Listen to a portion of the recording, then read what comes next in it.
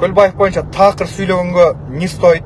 Бирок аялы байкуш болуп чыгып, элге жертва болуп эме кылганын көрүп аябай таң калдым. Мамлекеттин ушул карамагында иштеп аткан ишкерлер ушул убакытка чейин Көлбаевдин алдынан министр, депутат, президент жана башкалардын баары акылдашып, алар менен иш кылып ымалап жүргөнү ачуу чындык. Бирок азыркы президентибиз Садыр Жапаров, Камчыбек Кыдыршаевич жана башка команда булардын алдына чөкөлөп, буларга мурдагыдай болуп шымаланып же ымаланып алар менен иш кылган эмес. Мен ушуну айткым келип атат. Эфир бүгүн кыска эле болот, бирок кээ бир адамдар айтыптыр, Матраимов жөнүндө айтпайсыңбы, Иса Өмүркулов жөнүндө айтпайсыңбы, бул жөнүндө айтпайсың деп. Матраимов дагыл, Иса Өмүркулов дагыл, жана башка уурулар дагыл, Бабанов болобу, башкасы болобу, полностью бүттүгү өз убактысы келет жоопкерчиликке тартылат. Кимде ким мамлекетке кол салса, мамлекеттен урдаса, бир да бизнеси жок. Жөн эле эме кылып туруп, мамлекетке кол салган болсо, мындай айтканда, левый эме менен акча тапкан болсо, сөзсүз түрдө жооп берет. Көлбаевдин аялына теңелип атасың, мындай тигиндей деп кээ бир галдир баштар айтып атат. Көлбаев мамлекеттин бюджетинен жарымына теңгеле турганчалык акчаны чөнтөгүнө салып алган үчүн, анын аялы байкуш болуп бечара болуп чыккан үчүн айла жоктун аргасынан ачуу чындыкты айтууга мажбур болдум. Ошон үчүн айтып атам. Көлбаевди колдогондор, Көлбаевдин тарапташтары, Көлбаевга күйүп аткандар, силерге Көлбаевдин бир туугандары, Көлбаевдин аялы силерге эчтеке салып бербейт. Мамлекет өнүксө, мамлекетте бир нерсе болсо, биз өнүгүп өсүп, жашообуз жакшы болуп келе турган урпактарыбызга уят болбойбуз. Көлбаевге окшогон бандиттерди, Көлбаевге окшогон көчөдөгү жүргөн бандюгандарды мактай бергениңер токтоткула. Мактагыла, Манас атабызды мактагыла. Мактагыла, Токтогул атабызды мактагыла. Мактагыла, жана башка биздин чыгандарыбызды мактагыла. Мына азыркы отурган президентибиз Садыр Жапаров 30 жыл аралыгында болбогон иштердин баарын жасап, мамлекетке колунан келишинче аракет кылып атат. Ошонун командасы болгон Камчыбек Кыдыршаевич кандай иштер жасап атат? Кече мен айттым эле, эң азында 200-300 мектеп түшө турган байлыгы бар бул эменики дедим эле. Көрдүңөрбү бүгүн? Бүгүн 5 күн аралыгында, 4 күн аралыгында ГКМБ тауып чыккан 1 миллиард доллар эмеси чыгып атат. 2 домдон эле 700 квартира алган. Бул не деген? Карапайым калк адамдар көчөдө Москвалап жүрүп, өмүр бою талалап жүрүп, 4 соттук учактакка жетпей атат. Урматтуу элим, урматтуу кыргызстандыктар, ушуга окшогон крахоборлорду, ушуга окшогон ворлорду, ушуга окшогон урлардын баарын оздуруктай турган болсок, ушуга окшогон шакалдарды мындай айтканда полный бүткүн эме кыла турган болсок, байлыктарын мамлекетке кайтара турган болсок, биздин мамлекетибиз дегил үй жоктор, жери жоктордун полностью бүттүгү жерлүү жана үйлүү болот. Булар кут курулуш деп коюп, башка авангард деп коюп, башка тигил элит хаус башка деп коюп, полностью бүттү акчаны накрывать этип коюп, мына иштетип туруп элдин канын соруп келип аткан ушул убакытка чейин. Лицо башка, бирок ичинде Көлбаевге окшогон жана башка адамдар бар. Жана башка бандитмин деп аткан полностью бүттүгүнө Ташиев өзүнүн күчүн, мамлекеттин күчүн көргөзүп атат. Ошого баарыңардан суранам, Садыр Жапаров менен Ташиевди тиги бутуп аткандарын полный бүттү. Камчыбек Кыдыршаевич бүгүн жакшы кайрылуу кылды. Кимде ким аларга доля берип жүрсө, доляңарды бербегиле, берсеңер баарыңар жоопкерчиликке тартыласыңар деди. Бул эркекче сонун нерсе болду. Эмне үчүн биз бир бандитке, түрмөдө отургандарга, башкаларга биз греф киргизип, биз аларды каржылашыбыз керек. Ошол кимдин чөнтөгүнөн кетип атат? Адал иштеп жүргөн инсандардын, адал иштеп жүргөн адамдардын акчаларын мажбурлап, доля төктөтүп койгон. Көрдүңөр канча байлыктар чыгып аткандарын. Мен айтар элем, сен сүйлөй албайсың, сен чындыкты айта албайсың дегендерге. Менчилик чындыкты айткан Кыргызстанда адамдар аз. Мен тектүү адамдын баласымын. Мен чындыкты айткан адамдын баласымын. Эч убакытта коркпой, өлүмгө тике карап кетип калган адамдын баласымын. Мен силерге окшоп кээ жана алкаштар, койчумандар, жана башка итбай, чотбайлар айтып атасыңар. Мен көргөн нерсени, мен кылган нерсени кыла элексиңер. Кыла албайсыңар да далише.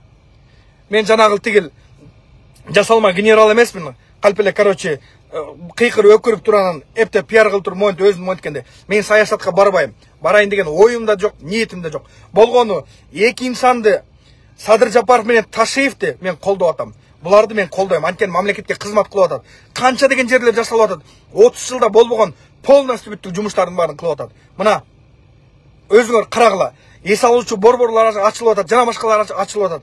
Кудай буйрса 1 миллиард доллар азыркы убакытта мамлекетке кайта турган болсо, 1 миллион эл мындай айтканда үйлүү жайлуу болот.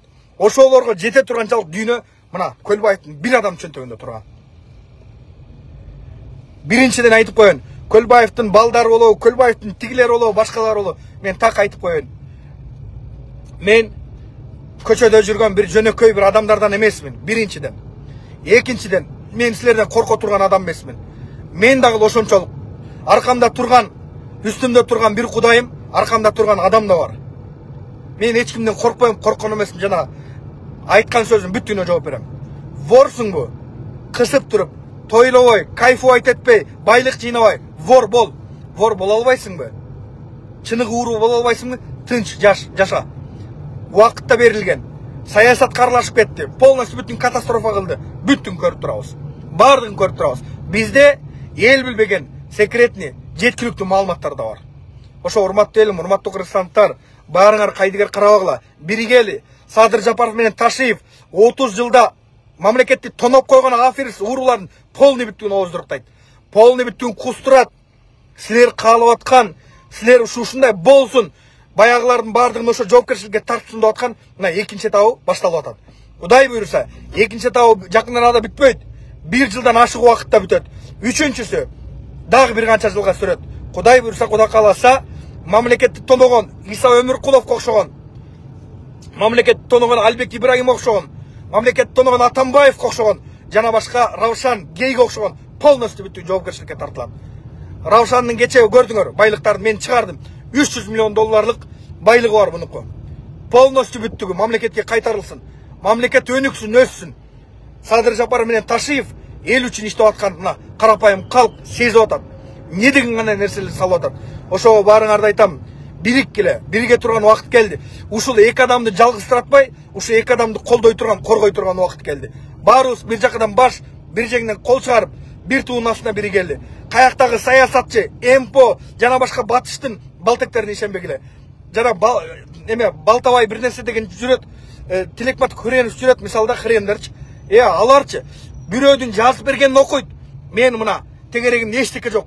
Мен болгон ачуучундукту айтам. Бирөөдүн жазып берген распискасы менен, расписаниясы менен мен иштебейм. Мен болгон ачуучундукту айтам. Шакалдардын шакал экенинен канча деген жарандар, канча деген адамдар өлүп кеткен. Өлбөш керек. Адамдар, жарандардын укугу корголуш керек. Аларды кантип коргойбуз? Аларды мына адилеттүүлүк, мына чындык эми орноп келатат. Кудай буйрса, Кудай кааласа, ар бир бизнесмендин, ар бир жарандын укугу кордолбойт. Алардын баары корголот. Мен кепилдик менен айта алам. Ошо баарыңардын ишиңерге ийгилик. Ташиев, Камчыбек Кыдыршаевич менен Садыр Жапаров Нуркожоевичти колубуздан келишинче колдойлу. Анын командасы кандай иштер жасап атканын көрүп атасыңар. Мына бандиттей чабып атат, уурусун уурудай чабып атат. Алардын дагы тегерегинде адамдар жок эмес, бар. Полностью бүттүгүн ооздуруктап атат. Кече мына Мадина базарынын немеси кудасы, Камчы Көлбаевдин кудасы кармалды. Көрүп атасыңар. Небир уурулар кармалат. Кудай буйрса, Кудай кааласа, келечек али алды да 1 миллиард доллар бир вордун чөнтөгүндө турбаш керек. Же бир уурунун чөнтөгүндө турбаш керек. Эртең элдин уулуна боштондук, элдин уулун силер кой бергиле, элдин уулун кармап алдыңар дебегиле. Мына кече мен айттым эле, чолпон аталыктар намысыңар бар депчи, мына коргоп эметип чыкты эле мындай тигиндей деп. Не болду бүгүн? Бардык байлыгы бүгүн 5 күн ичинде ачыкталып атат. Бул дагы бир 60% чыкты, 40% дагы чыга элек. Кудай буйрса, Кудай кааласа дагы чыгат. Президентибизди колдойлу, эл үчүн, жер үчүн иштеп аткандар колдойлу. Мен силер зериктирбейин, эфирди жабайын, эфир өтө көп болуп кетти. Барыңардын ишиңерге ийгилик. Апай солоо, жана Итбай Чотбай болобу, жана троллдор, фейктер командасы болобу, мени да боктоп аткандар бар, сөгүп аткандар бар. Мен силерге көңүлдө өлбөйм. Силер канча менин сөзүм абсурд айтып, мен айткан сайын Кудайга шүгүр мен күнөөм кечирилип атат. Алланын алдында дагы да тазарып атам. Ошол барыңардын ишиңерге ийгилик. Чындыкты айткыла, блогеримин деп аткандар, Садыр Жапаровду колдоп жүргөн тарапташтары, жана башка Мотуевге окшогон ошол тегел канча убакыттан бери жүргөн адамдар ушул тарапта болуп, ачуу чындыкты айтып аткан, элге жеткирип аткан жанагы активисттер полностью бүттү чындыкты айткыла. чындыкты айта албайсыңар, кысып отургула, жөн эле кысып отургула. Ташиев менен Садыр Жапаров кандай иштеп аткан эл өзү көрүп турат. Бандиттен, бир вордон корко турган адам эмесмин. Мен көзү барда да коркпойт болчумун. Ал көзү барда да мен айтмакмын. Бирок аялы чыгып байкуш болгон үчүн айла жоктун аргасынан айтууга мажбур болдум. Айла жоктон. Ошон үчүн мен айтып атам. Ошол урматтуу элим, Матраимовдун болобу, башкаң болобу, короче, полный бүткөн поезду келди. Жоопкерчиликке тартылат. Бизде секрет информациялар бар. Неге даярданган, кандай план кылганын полный бүттүгүн. Бийликти кантип алабыз деген, кимдер менен ымылашкандарын, кимдер менен сүйлөшкөндөрүн полностью бүттүгүн. Az өзү каякта экен, ал өзү аябай жакшы билет мага караганда. Ошол барыңардын ишиңерге ийгилик. Мен ууруларга карамандай каршымын. Мен Бабанов мына мен эмемен болот, жердешим болот, бирок Бабанов таласка эч нерсе жасаган эмес. Ага караганда Марат Мураталиев мурдагы депутат, мурдагы губернатор, азыркы депутат жана Дастан Жумабеков толтура нерсе жасап койгон таласка. Любой жерге барсаң, таласка эмне кылган, полный бүттүн баштан акырына чейин айтып берет. Мына иштеген адамды ошентип иште дейт, иштебеген адамды жеген адамды жеди дейт. Айтыш керек, чындык болуш керек. Пайгамбар айтат, менин үммөтүм туура эмес иштерди жасап коюшу мүмкүн, башка нерсе кылып коюшу мүмкүн, бирок жалган айтпайт дейт. Буларга окшогон кандидаттар, буларга окшогон уурлар жоопкерчиликке тартылыш керек. Садыр Жапаров менен Ташиевке күч кубат берсин, ошолорго өмүр берсин, келечеги кенен болсун, Кыргызстандын өнүгүп өссүн. Мына азыркы убакта паласалар кылып койсо, тиякпек кылып койсо, полный минтип атабыз. Кудай буйрса жакшы деңгээлге биз да жетишибиз керек. Европадай болуп, Америкадай болуп, жана башка өнүккөн өлкөлөрдөй болуп, качан эле кыргызча жашай беребиз. Сен бири-бириңерди кырышып айтып, бири-бириңерди аке-жаке, бири-бириңер дос деп. Ошол могу эфирди барыңар максималдуу түрдө бөлүшкүлө. Барыңардын ишиңерге ийгилик. Кыргызстанда стабилдүүлүк керек. Кыргызстандан бийлик иштеп атканын көрүп атасыңар. Сооронбай Жээнбеков 3 жылдын ичинде эшектин тушону чечкен эмес. Атамбаев 7 жылдын ичинде баарын курутуп жеп бүткөн. Полный Кытайга каршы ошол алган. 2,5 миллиард каршы ушул кылган. Бакиев келип эмне кылып кеткен барыңар билесиңер, Максим.